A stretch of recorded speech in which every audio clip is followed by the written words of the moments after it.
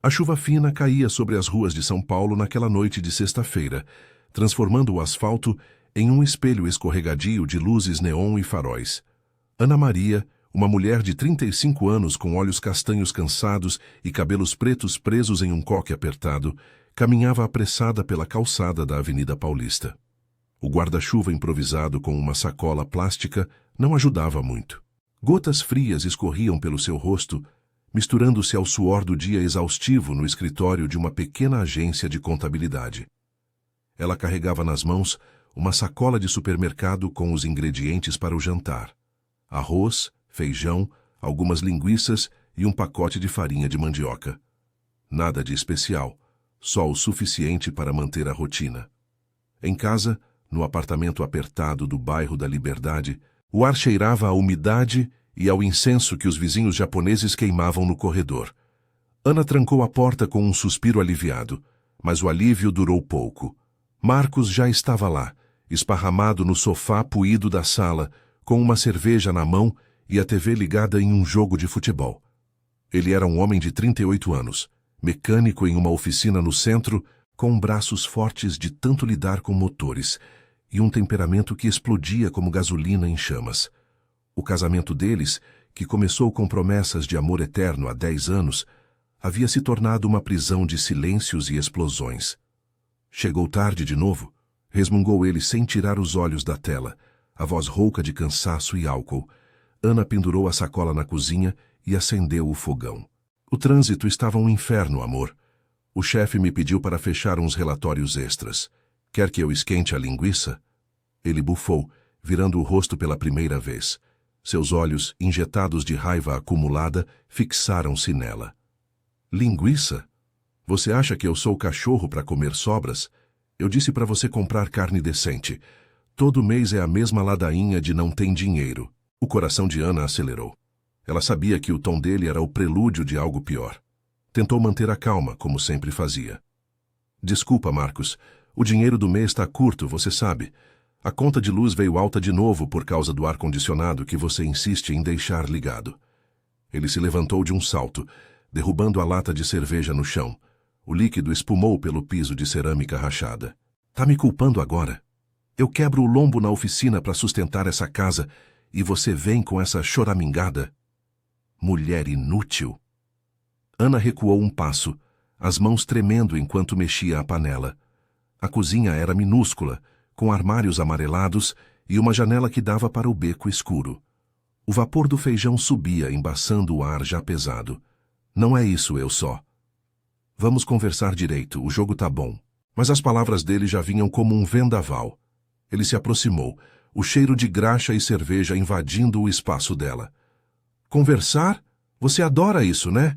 Falar, reclamar. Eu te dou tudo e você me trata como lixo. O tapa veio rápido, como um estalo de chicote. A mão aberta de Marcos acertou o lado esquerdo do rosto de Ana, fazendo sua cabeça virar com a força. Ela cambaleou contra a pia, sentindo o ardor imediato na pele. O segundo golpe foi com o punho fechado, no queixo, e o terceiro na bochecha. Hematomas floresceram instantaneamente, roxos e inchados, como marcas de uma tempestade interna. Ana caiu de joelhos, o gosto de sangue na boca, lágrimas quentes escorrendo pelo rosto latejante. Para! Por favor, Marcos! Gritou ela, a voz embargada, mas ele já estava de volta ao sofá, respirando pesado, como se nada tivesse acontecido. Levanta daí e faz o jantar direito. E cala a boca da próxima vez, murmurou ele, pegando outra cerveja da geladeira.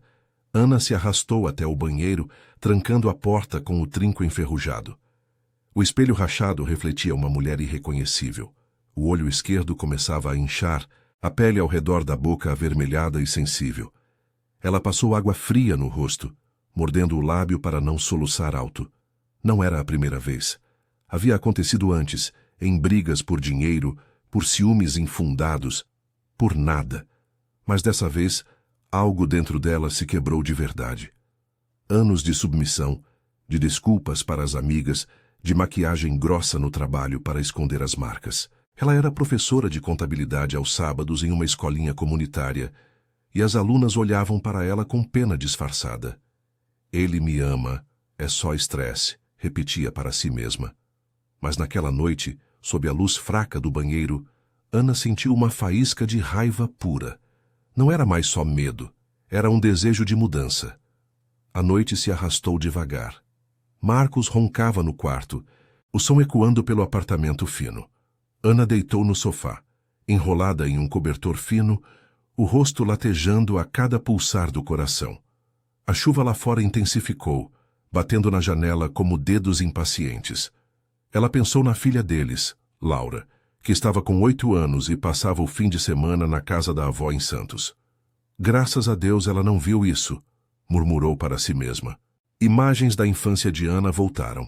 Crescendo em uma casa humilde no interior de Minas, com um pai alcoólatra que batia na mãe até ela fugir. Não vou ser como ela, jurou Ana, apertando os punhos.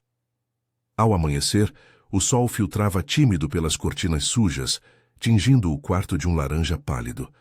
São Paulo acordava com o barulho distante dos ônibus e o cheiro de pão fresco das padarias. Ana se levantou devagar, o corpo dolorido, mas a mente clara. Ela foi até a cozinha, ignorando o reflexo no espelho da sala.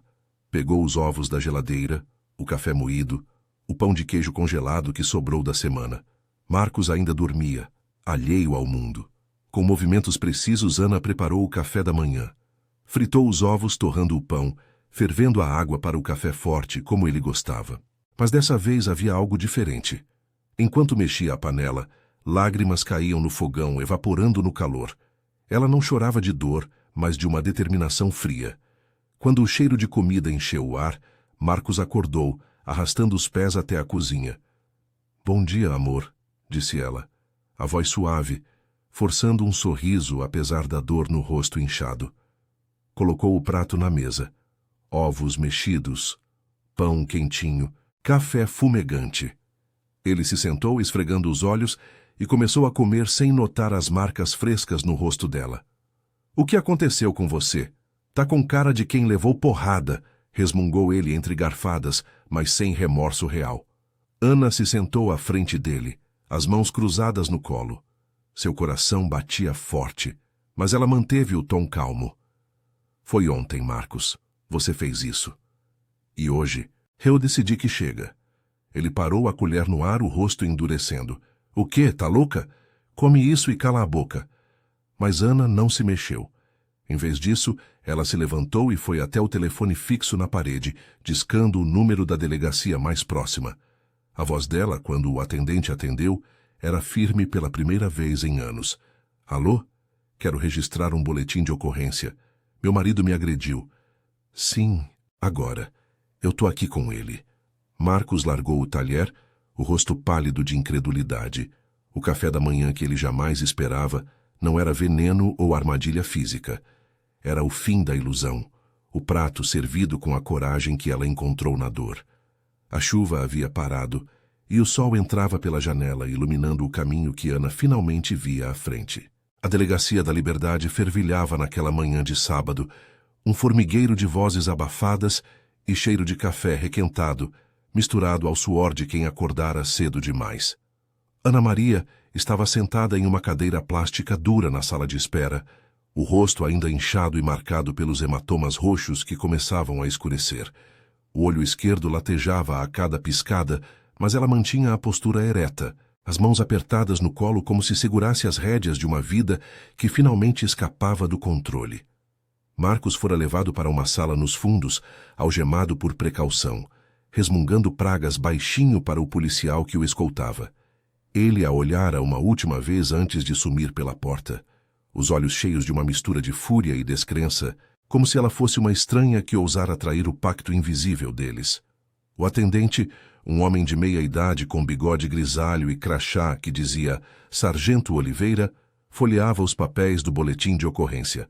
"Senhora Ana, pode me contar mais detalhes? Onde exatamente ele acertou os golpes? E isso já aconteceu antes?"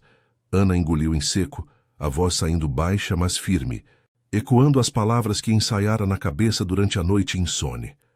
"No rosto, sargento, 3 vezes. E sim, já aconteceu antes, mas dessa vez. Eu não aguento mais. Ele bebe, trabalha duro, mas explode por qualquer coisa. O dinheiro, o estresse da oficina. Eu sempre perdoava pela Laura, pela família, mas ontem foi o limite. Oliveira assentiu, anotando com uma caneta que rangia no papel. A delegacia era um prédio antigo, com paredes descascadas pintadas de um azul desbotado e ventiladores de teto que giravam preguiçosamente, espalhando o ar úmido de São Paulo. Pela janela gradeada, Ana via o movimento da rua. Vendedores ambulantes gritando promoções de pastel, motos zigue-zagueando entre os carros, o sol escaldante refletindo no asfalto ainda úmido da chuva da noite. Era o tipo de rotina que ela conhecia de cor, mas agora parecia distante, como se o mundo lá fora continuasse sem ela. Vamos precisar de fotos das lesões e um exame de corpo de delito no IML, explicou o sargento com um tom profissional que não escondia a empatia nos olhos. Você tem família por perto? Alguém que possa te ajudar agora? Ana pensou em Laura, a filha de 8 anos que ainda estava com a avó em Santos, brincando na praia sem saber do caos em casa. Depois, lembrou de Sofia, sua melhor amiga desde a época da faculdade, que morava a poucas quadras dali, em um apartamento aconchegante no Bexiga. Sofia era solteira, designer gráfica freelance, com uma energia que contrastava com a monotonia de Ana. Elas se falavam toda semana, mas Ana sempre desviava das perguntas sobre o casamento. Ele tá bem, só cansado, mentia. Mas agora, com o telefone na mão, discou o número sem hesitar. Ana, meu Deus, que horas são? Tá tudo bem? A voz de Sofia veio animada, mas logo se tingiu de preocupação ao ouvir o tom dela. Sofia, eu preciso de você. Chama a polícia pro Marcos. Eu tô na delegacia. Ele me bateu de novo, e dessa vez eu registrei B.O. Houve um silêncio do outro lado, seguido de um suspiro longo. Caramba, Ana, eu vou aí agora. Fica firme, tá? Você não tá sozinha nisso. Meia hora depois, Sofia chegou apressada, o cabelo cacheado solto e uma bolsa de ombro batendo na coxa enquanto corria pelo saguão. Ela era uns anos mais nova, com pele morena e olhos expressivos que agora brilhavam de raiva contida. Abraçou Ana com força, ignorando as olhadelas curiosas dos outros na sala. Olha para você. Esse desgraçado. Por que você não me contou antes? Eu te falei que isso ia acabar mal. Ana se permitiu chorar ali, os soluços abafados contra o ombro da amiga, o cheiro de perfume cítrico de Sofia misturando-se ao caos emocional. Eu tinha medo, Sofia. Medo de perder tudo. A casa, a Laura, até o emprego. No trabalho eu escondo com maquiagem, finjo que é alergia. Mas ontem, quando ele me acertou, eu vi minha mãe no espelho. Ela fugiu do meu pai, mas eu fiquei presa. Não quero mais isso para mim, nem para minha filha. Sofia a apertou mais, murmurando palavras de apoio enquanto esperavam o médico legista chegar para o exame. Elas conversaram baixinho sobre os planos.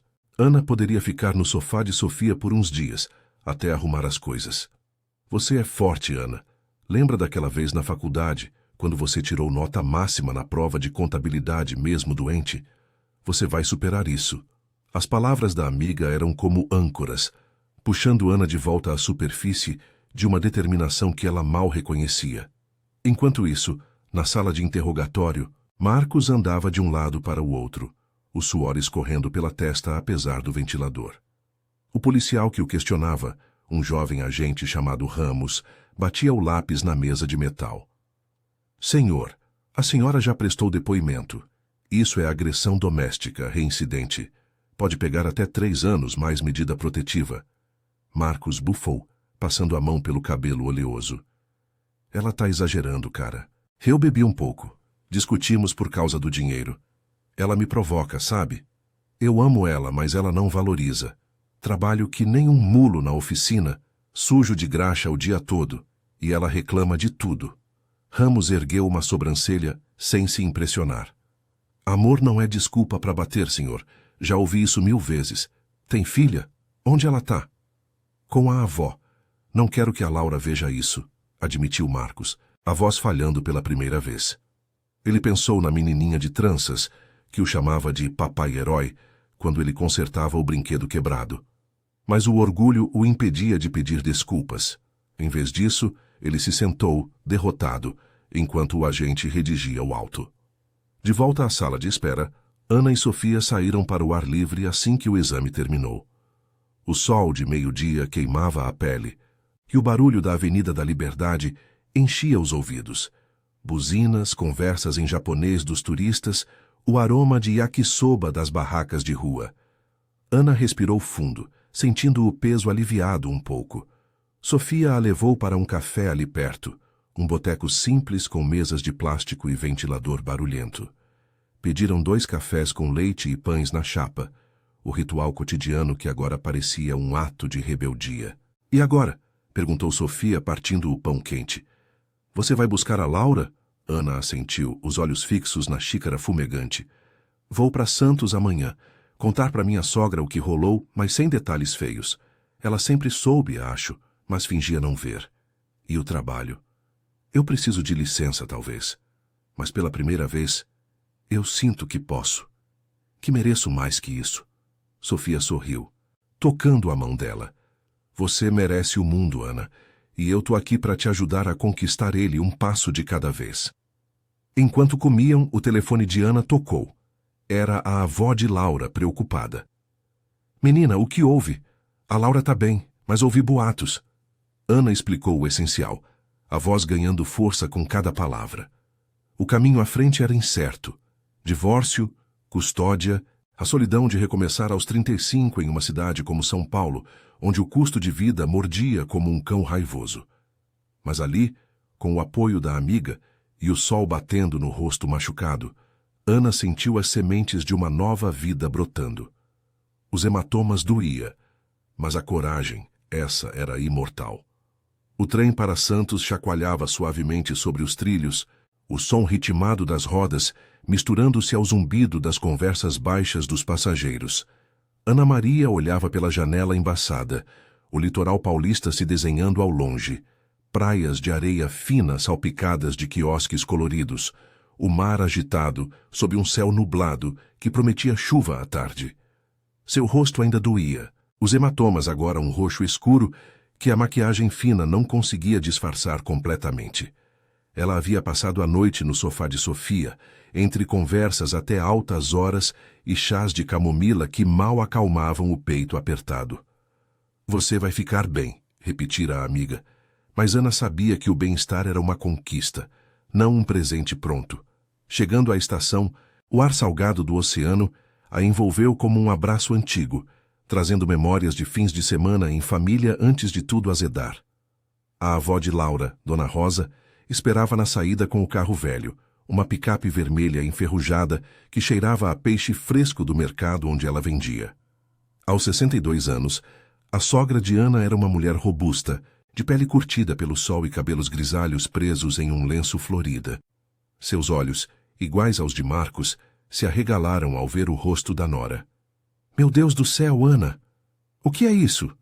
Exclamou Dona Rosa, descendo do carro e correndo para abraçá-la. O abraço era apertado, mas Ana sentiu a hesitação na rigidez dos ombros da sogra. Entra, entra. A Laura tá na praia com as primas, mas já vai voltar.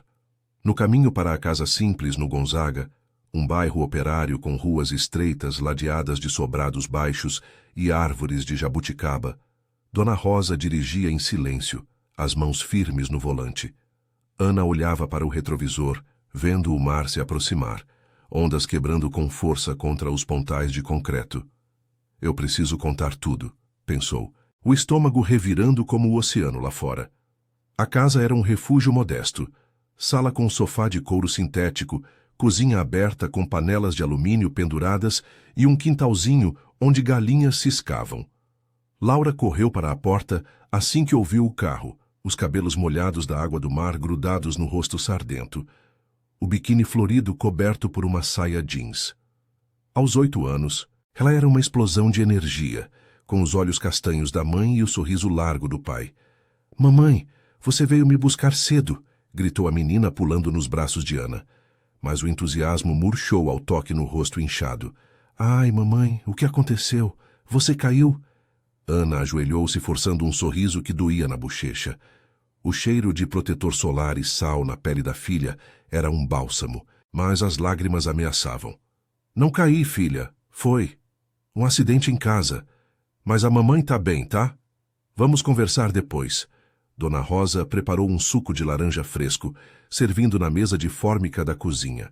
O ventilador de mesa girava preguiçosamente, espalhando o aroma de bolo de milho que assava no forno. Sentaram-se ali, Laura entre as duas, mordiscando um pedaço de queijo coalho. Ana respirou fundo, as palavras saindo como um rio represado. Dona Rosa, o Marcos, ele me bateu ontem, de novo. Eu registrei BO na delegacia. Não aguento mais fingir que é só estresse do trabalho. A sogra parou, a colher de açúcar no ar, o rosto endurecendo como pedra. Bateu, meu filho? Ana, você sabe que ele é quente no gênio como o pai dele era. Mas bater, isso não se faz. Eu vi as marcas, mas achei que era briga boba. Por que não me disse antes? Laura franziu a testa, os olhinhos indo de uma para a outra. Papai bateu na mamãe? Por quê? Ele é bonzinho. Ana puxou a filha para o colo, o coração partindo com a inocência na voz dela. Filha, às vezes os adultos brigam feio. O papai está passando por um momento ruim, com o trabalho na oficina, o dinheiro curto, mas bater não resolve nada. A mamãe vai se separar dele para a gente ser feliz de outro jeito. Você vai entender melhor quando crescer. Dona Rosa limpou uma lágrima discreta, passando a mão calejada na mesa. Eu sabia que as coisas estavam ruins. O Marcos liga para mim reclamando de você de tudo. Mas bater é covardia. Minha mãe apanhava do meu pai, e eu jurei que não ia criar filho assim. Ele vai ter que aprender na marra. Fica aqui quanto quiser, Ana. A casa é pequena, mas tem espaço para o coração.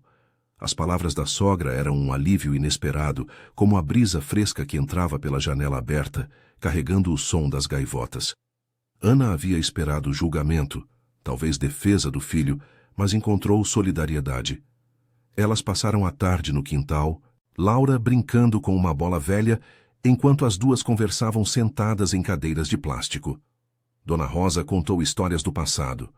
Como fugira de um casamento ruim jovem, construindo a vida vendendo peixe no mercado central de Santos.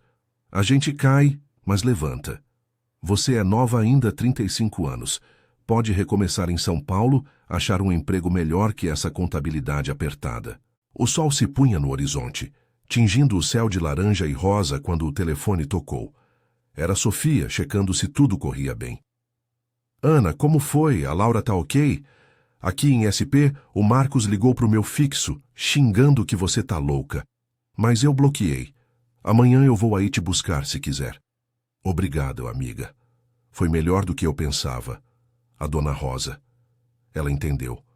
Vou ficar uns dias aqui, para acalmar as coisas, respondeu Ana, a voz mais leve, sentindo o peso dos ombros diminuir.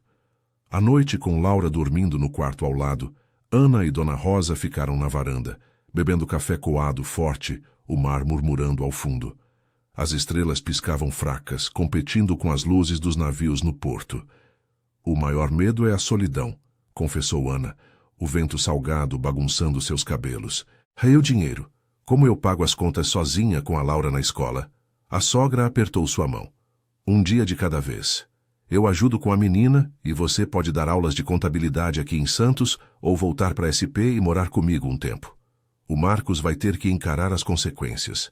O juiz, a terapia obrigatória. Mas você, Ana, tem que se perdoar primeiro, por ter ficado tanto tempo. As palavras ecoaram na mente de Ana enquanto ela deitava na cama estreita. O colchão rangendo sob o peso de anos de segredos. Os hematomas latejavam menos agora, mas a dor emocional era uma ferida aberta, costurada aos poucos pelo apoio ao redor. Pela primeira vez, via o divórcio não como fim, mas como porta para uma vida própria. Talvez um curso novo, um apartamento pequeno no Bexiga com Sofia por perto. Laura crescendo sem medo. O mar lá fora a acalmava, e com ele, o turbilhão dentro dela.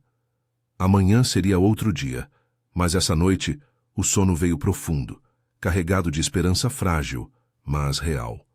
Os dias em Santos se esticaram como as ondas preguiçosas que lambiam a praia do Gonzaga, um ritmo lento que contrastava com o frenesi de São Paulo. Ana Maria acordava cedo, o sol filtrando pelas persianas de madeira da casa de Dona Rosa, tingindo o quarto de um dourado suave. O ar salgado entrava pela janela entreaberta, misturando-se ao cheiro de café fresco e pão de queijo assando na cozinha. Laura, com os cabelos embaraçados de sono, pulava da cama ao lado, os olhinhos curiosos fixos na mãe. Mamãe, hoje a gente vai pro mercado com a vovó. Eu quero ver os peixes coloridos. Ana sorria, apesar da pontada no rosto, que ainda latejava sob a camada fina de maquiagem. Os hematomas haviam mudado de cor, de roxo escuro para um amarelo esverdeado, como folhas outonais caindo devagar. Claro, filha, mas primeiro, escova os dentes direitinho. Ela ajudava a menina, o coração apertado pela inocência, que ainda não fora tocada pelo peso da realidade adulta. Dona Rosa, na cozinha, mexia o feijão no fogão a gás, o avental florido amarrado na cintura robusta. Bom dia, Nora. Dormiu bem? O mar estava bravo ontem à noite, ouvi as ondas batendo forte. Dormi sim, Dona Rosa. Obrigada por tudo, respondeu Ana, sentando-se à mesa de fórmica gasta, onde xícaras de porcelana lascada esperavam o café. A conversa fluía natural agora, sem os silêncios constrangedores dos primeiros dias. A sogra havia se tornado uma aliada inesperada, compartilhando histórias de sua própria juventude dura no litoral, onde vendia mariscos na feira antes do sol nascer. Eu apanhei do pai da minha primeira filha, sabe? Mas levantei a cabeça e criei as crianças sozinha. Você vai fazer o mesmo, Ana. Tem fibra mineira nisso aí. A rotina em Santos era um bálsamo para a alma machucada de Ana. De manhã, ela e Laura acompanhavam Dona Rosa ao mercado municipal, um labirinto de barracas barulhentas, onde o cheiro de peixe fresco competia com o de temperos e frutas maduras. Vendedores gritavam promoções em sotaque arrastado. Sardinha fresquinha, senhora. Pega que tá boa. Laura corria entre as pilhas de laranjas e abacaxis, rindo enquanto Ana barganhava o preço de 1 quilo de farinha de milho. Era um contraste revigorante com a correria da Avenida Paulista, onde o tempo corria como um metrô lotado. Aqui, o mundo desacelerava, dando espaço para Ana processar o caos que deixara para trás. Mas os obstáculos não sumiam com a brisa do mar. O telefone tocava com frequência, trazendo ecos de São Paulo. Sofia ligava todos os dias, atualizando sobre o processo. O Marcos está solto com tornozeleira eletrônica, Ana. O juiz concedeu a medida protetiva. Ele não pode se aproximar de você nem da Laura por 60 dias. Mas ele está mandando mensagens para os amigos comuns, falando que você inventou tudo por ciúmes. Ana ouvia, o estômago revirando como as ondas em dia de ressaca. Eu sei, Sofia. Mas e o emprego? Não posso ficar aqui para sempre. A contabilidade na agência vai me demitir se eu não voltar. Sofia, do outro lado da linha, respondia com a determinação de sempre. Eu falei com o seu chefe. Inventei uma doença na família. Você tem mais uma semana. E olha, eu achei um curso online de gestão financeira para mães solteiras, gratuito pelo Sebrae. Pode fazer de cá, e quem sabe abrir algo próprio. Você é boa nisso, Ana. Lembra quando equilibrou as contas da escolinha comunitária sozinha? As palavras da amiga acendiam uma faísca de possibilidade.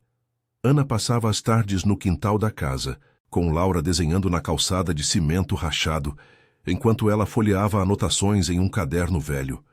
Sonhava com um pequeno escritório em Santos, ou de volta a São Paulo, talvez no Bexiga, perto de Sofia. Mas o medo ainda rondava. E se Marcos não mudasse?